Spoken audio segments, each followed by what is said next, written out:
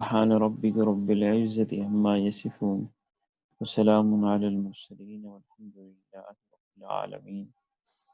اللهم صل على سيدنا محمد وعلى آل سيدنا محمد وبارك وسلم.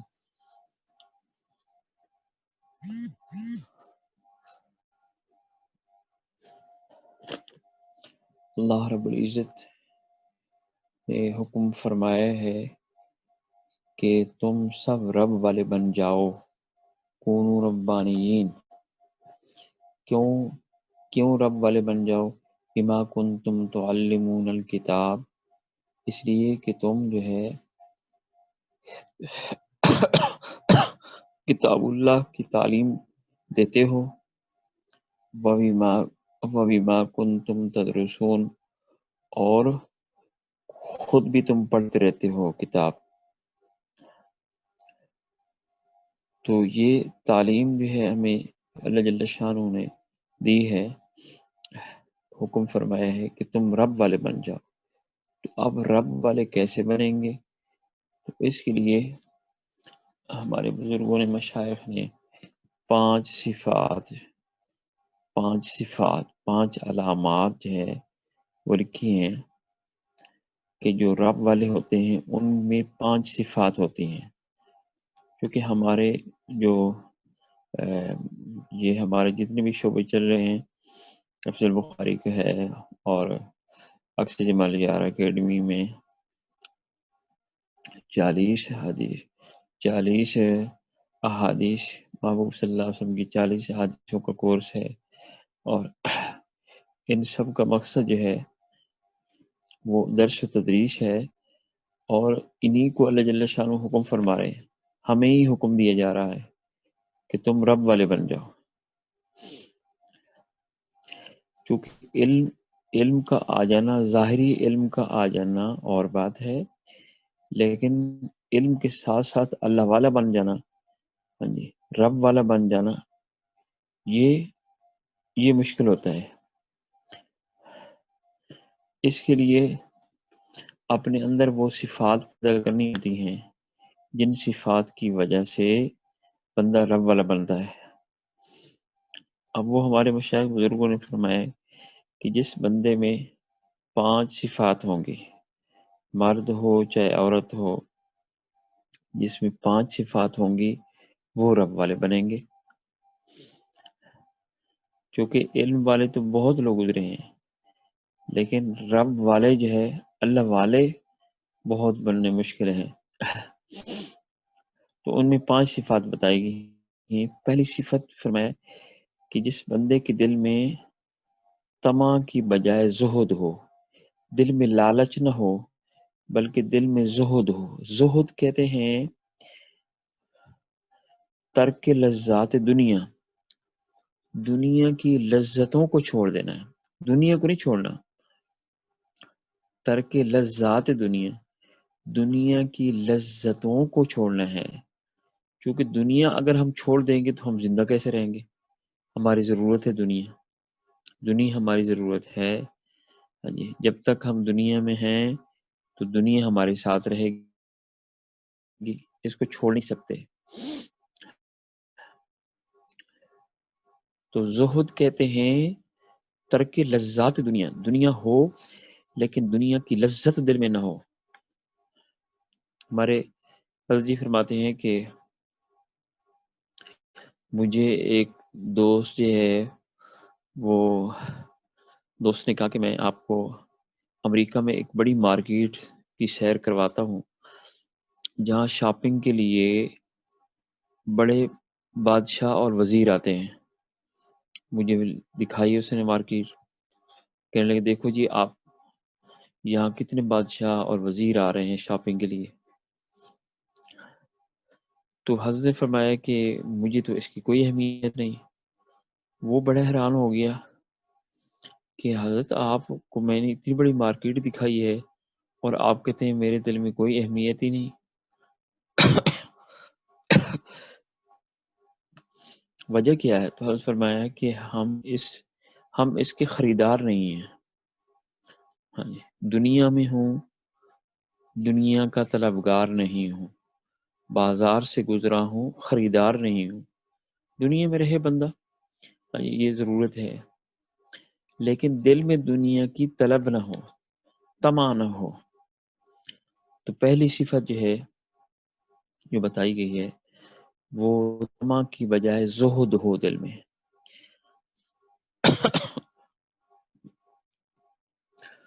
اللہ اکبر. ہمارے حضرت جی دامت برکاتہ اللہ علیہ پوری دنیا میں سفر کیا، لیکن کسی کی جیب پر نہیں، کسی کی جیب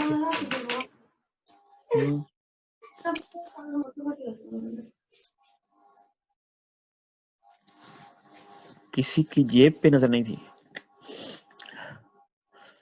اللہ.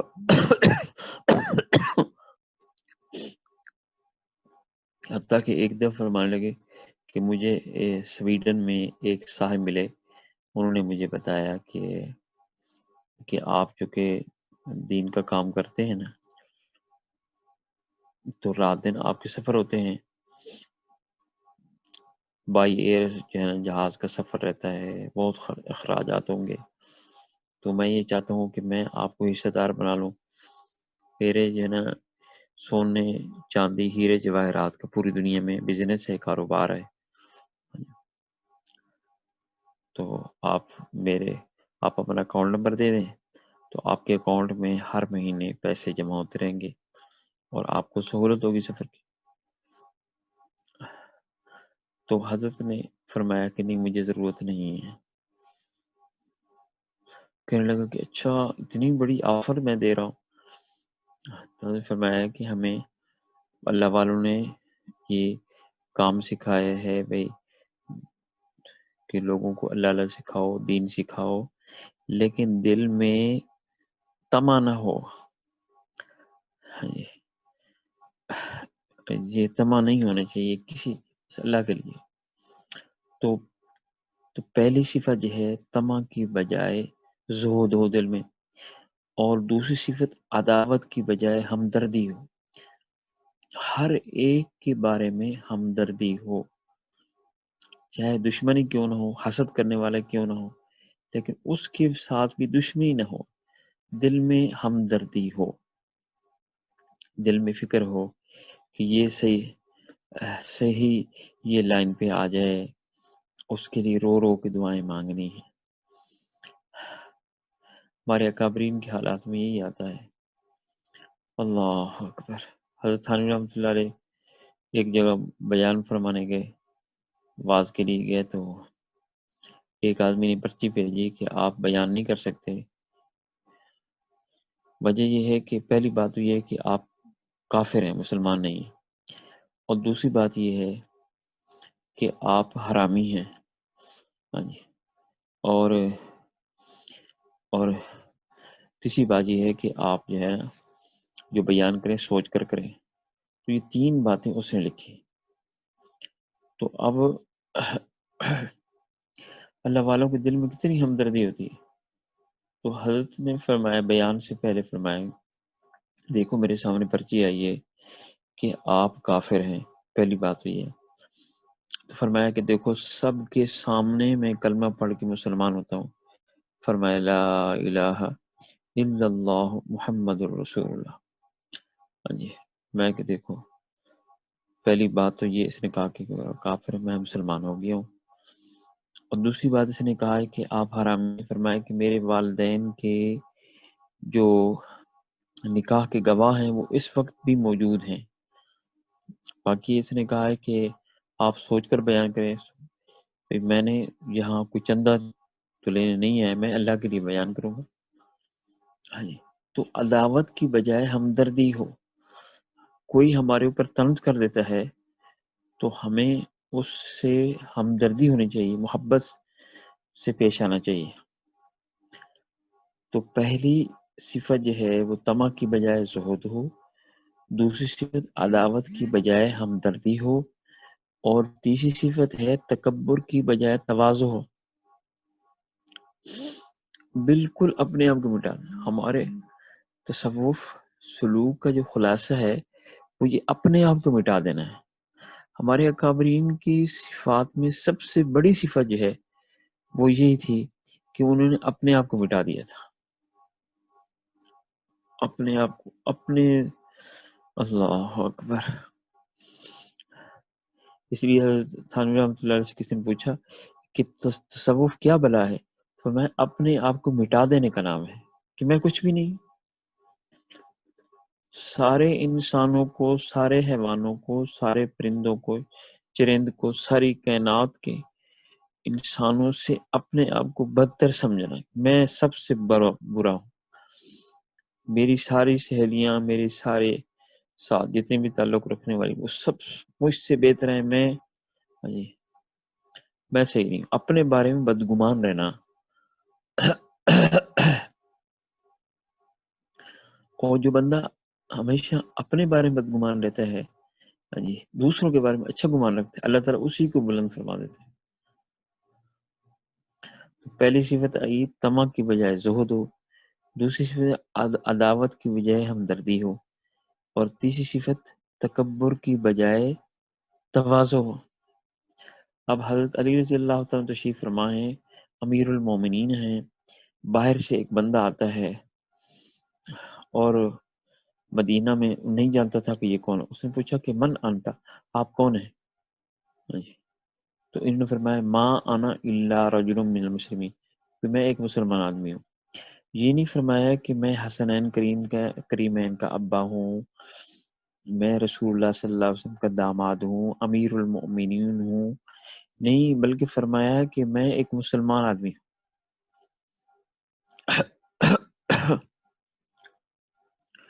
اپنے آپ کو بس مٹا دینا ہے۔ حضرت شیخ الہند رحمۃ اللہ علیہ کے ایک آدمی نام سنا، نام سنتے اس نے کہا کہ اتنے بڑی شخصیت ہوں گے، میں ان سے ملنے جاتا ہوں۔ تو آپ پوچھا کے دیوبند آ گئے۔ تو حضرت کا سادہ سا مکان تھا، دروازہ پہ دستک دی، دوپہر کا وقت تھا اور حضرت خود باہر تشریف لائے اس سال میں کہ ایک بنیان پہنی ہوئی تھی اور آرام کا ٹائم تھا، بس گھر میں تھے، اور دھوتی باندھی ہوئی تھی، بنیان تھی۔ تو انہوں نے، اس بندے نے پوچھا کہ میں نے شیخ الہند صاحب سے ملنا ہے۔ میں کہ اچھا آپ بیٹھیں، تشریف رکھیں، میں ملاتا ہوں۔ اب ان کو بٹھایا، پانی پلایا، فروٹ لے آئے، کھانا کھلایا۔ اب وہ بار بار کہہ رہا ہے کہ مجھے شیخ الہند سے ملنا ہے، مجھے شیخ الہند صاحب سے ملنا ہے، آپ ان سے ملا ہے، آپ باتیں زیادہ کرتے ہیں۔ میں تو کہ ٹھیک، میں ابھی ملا دیتا ہوں۔ بہت خاطر تواضع کے بعد جو ہے، جب اس نے بار بار اصرار کیا تو حضرت نے فرمایا کہ شیخ الہند تو میں نہیں جانتا کسی کو، ہاں بتا میرا نام محمود حسن ہے، محمود حسن میرا نام ہے۔ سبحان۔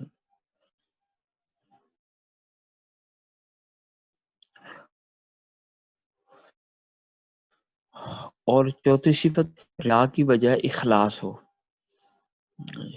دکھلاوا نہ ہو بلکہ اللہ کی رضا کے لیے۔ سبحان۔ ریا کی بجائے اخلاص ہو دل میں۔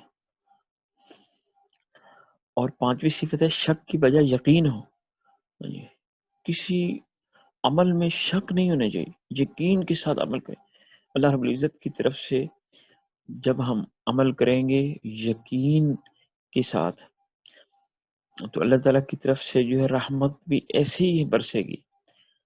ہمارے مشائخ بزرگ جو ہے حضرت موسیٰ علیہ السلام کی والدہ کا وہ قصہ سناتے ہیں کہ جب اللہ تعالیٰ نے فرمایا کہ لا تخافی ولا تحزنی انا رادوہ الیک، کہ آپ غم نہ کرنا، آپ نے غم ڈرنا نہیں، ہم اس کو آپ کے پاس واپس لوٹا دیں گے۔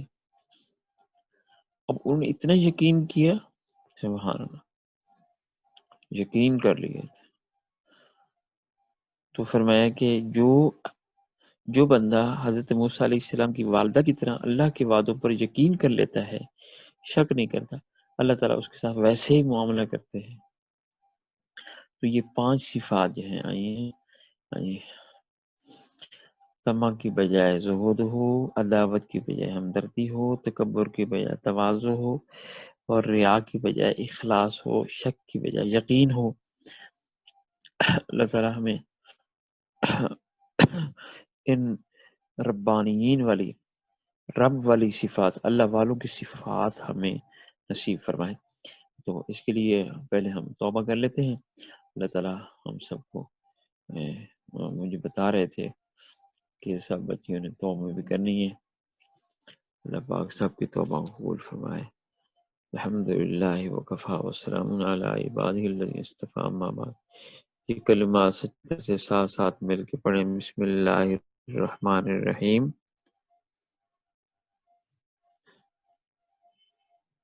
آواز نہیں آ رہی؟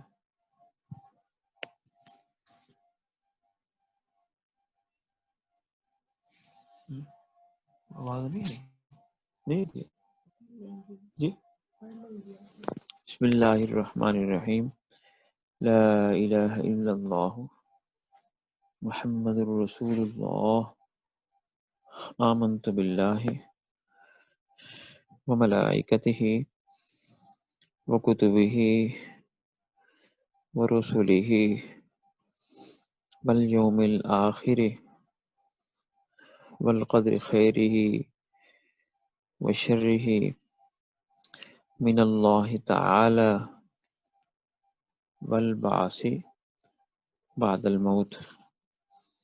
آمنت باللہ کما ہوا باسمائہ وصفاتہ وقبلت جمیع احکامہ اقرار باللسان وتصدیق بالقلب۔ اشہد ان لا الہ الا اللہ واشہد ان محمدا عبدہ ورسولہ۔ استغفر اللہ ربی من کل ذنب واتوب الیہ برحمتک یا ارحم الراحمین۔ بس ان کلمات کے پڑھ لینے سے ہم توبہ طیب ہو چکے ہیں۔ چند چیزوں کا خیال رکھیں گے انشاءاللہ۔ صبح و شام استغفار پڑھیں، درود شریف کی تصویح پڑھیں، قرآن پاک کی تلاوت، اور دل میں اللہ کا دھیان اور مراقبہ، 5 معمولات کرنے سے اللہ پاک ہمارے دل کو منور فرما دیں گے۔ اب دعا سے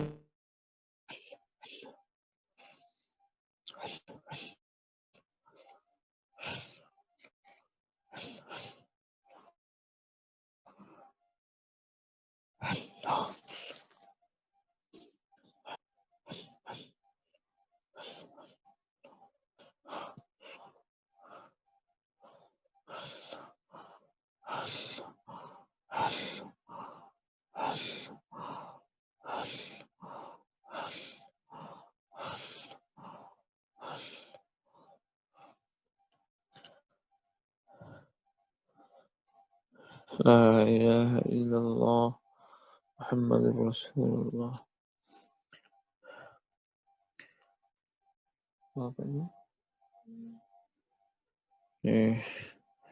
دعا کریں اللہ تیری بندیاں دور دور بیٹھی اے اللہ محفل میں شریک ہیں، ان کا محفل میں آنا شریک ہونا تیرے قبول فرما لے، اپنی محبت نصیب فرما دے، رضا چاہنے والوں میں شمار فرما۔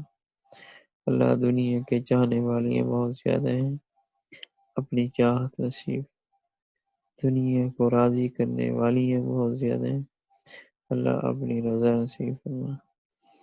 دنیا کے غلام اور نوکر بہت زیادہ ہیں، اللہ اپنی سچی غلامی سچی نوکری نصیب فرما۔ اللہ دنیا میں آج لوگ فخر کرتے ہیں دنیا کی نوکری پر، اللہ ہمیں تیرے دین کی نوکری پہ فخر ہے، اور ہم اس پہ فخر کرتے ہیں کہ تو نے ہمیں دین کی غلامی کے لیے قبول فرمایا ہے۔ اللہ اس کے گزرے پرفتن دور میں ان بچیوں کو اللہ تو نے قبول فرمایا ہے، استقامت نصیب فرما دیجیے، اپنے مقبول محبوب بندیوں میں شامل فرما دیجیے، کبھی بھی آسرا بے سہارا نہ فرما، اپنی رحمت کا سہارا نصیب فرما، جو نیک تمنا ان کے دل میں، ان کے والدین کے دل میں، سب نیک تمناؤں کو پورا فرما، مستقبل سب کے روشن فرما دیجیے، کبھی بھی آسرا بے سہارا نہ فرما، اپنی رحمت کا سہارا نصیب، جب تک زندہ رکھ اسلام پہ زندہ رکھ، خاتمہ ہو ایمان پر ہو، زباں پہ کلمہ طیبہ جاری ہو، لا الہ الا اللہ محمد قبل